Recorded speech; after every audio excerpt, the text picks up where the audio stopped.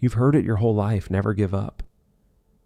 But what if holding on is the very thing holding you back? We praise those who persevere, the runner who finishes the race, the dreamer who never quits. But what about the people who walk away? Are they weak, or do they carry a different kind of strength? This is the tension we rarely talk about, the fine line between courage and surrender, between persistence and release. Today, let's explore the weight of perseverance and the wisdom of knowing when to hold on and when to let go. We're taught from childhood, never give up, keep going, push through the pain. And often that is the right lesson, because without perseverance, there is no growth. As Confucius said, it does not matter how slowly you go as long as you do not stop. Think of the student, eyes heavy, books spread across the desk. Every page feels heavier than the last, but they whisper, just one more chapter. Think of the runner, legs aching, lungs burning, the finish line still far away, but they whisper, just one more step. Think of the inventor, 100 failures behind him, 1,000 doubts around him, but he whispers, just one more try. As Winston Churchill once said, if you're going through hell, keep going. This is perseverance, not glamorous, not easy, but steady. But perseverance can also become a weight. Imagine carrying a backpack. At first it's light. It holds food, water, and tools.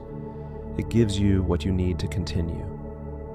But as the journey stretches on, stones get added. Fear, pride, guilt, and what once gave you strength now slows you down. As the Buddha taught, you only lose what you cling to. A person stays in a job they despise, calling it loyalty, but underneath is fear of the unknown. A lover clings to a fading relationship, calling it commitment, but really, it is fear of being alone. A dream from youth lingers in adulthood, long after it has ceased to fit the person we've become. This too is perseverance, but it no longer builds, it only binds. Life has a way of humbling our certainties. For years, I believed perseverance was the ultimate virtue, that if I just worked hard enough, stayed long enough, wanted it badly enough, success would inevitably come. Then I watched a mentor, the most determined person I knew, walk away from a decades-long career. Not in failure, but in liberation. At the same time, I've witnessed miracles born from stubborn persistence. The artist who kept painting through rejection after rejection until her work finally found its home. The entrepreneur who weathered 7 lean years before his business finally took off. This paradox keeps me awake at night. How do I know when we're being admirably persistent versus foolishly stubborn? When is quitting an act of cowardice? And when is it the bravest choice we can make? Marcus Aurelius once wrote, "You have power over your mind, not outside events." Realize this, and you will find strength. The answer, I've come to believe, lies in that timeless prayer. Lord, grant me the serenity to accept the things I cannot change, the courage to change the things I can, and the wisdom to know the difference. These words hold the key to our dilemma. Serenity for the dreams that weren't meant to be, for the opportunities that remain stubbornly out of reach no matter our effort.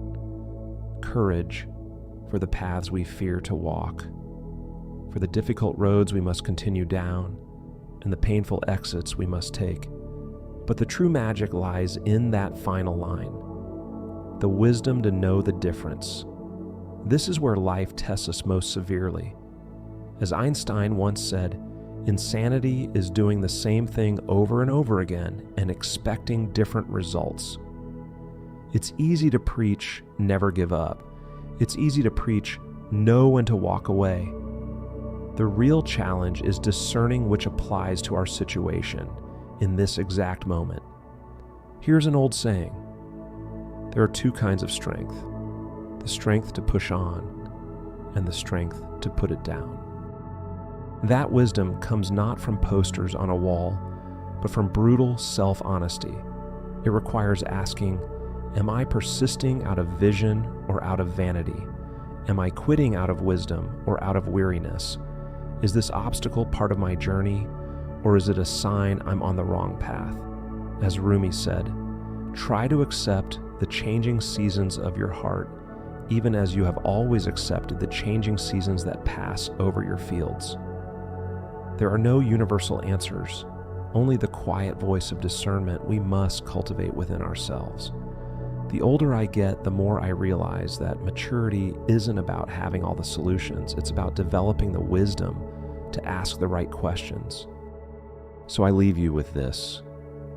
May we all find the serenity to release what isn't ours, the courage to fight for what is, and above all, that precious wisdom to tell one from the other when it matters most. Because perseverance without wisdom is just stubbornness, and letting go without reflection is just surrender. But when you balance the two, holding on with courage and letting go with clarity, you don't just survive life, you live it. As Lao Tzu once said, a tree that is unbending is easily broken. The hard and strong will fall. The soft and supple will prevail. If this reflection gave you something to think about, don't keep it to yourself. Share it with someone who may be carrying a heavy weight today. Leave me a comment below. What in your life is worth holding on to? And what is it time to release? And if you want more reflections like this, subscribe, because this is only the beginning of the journey we'll walk together.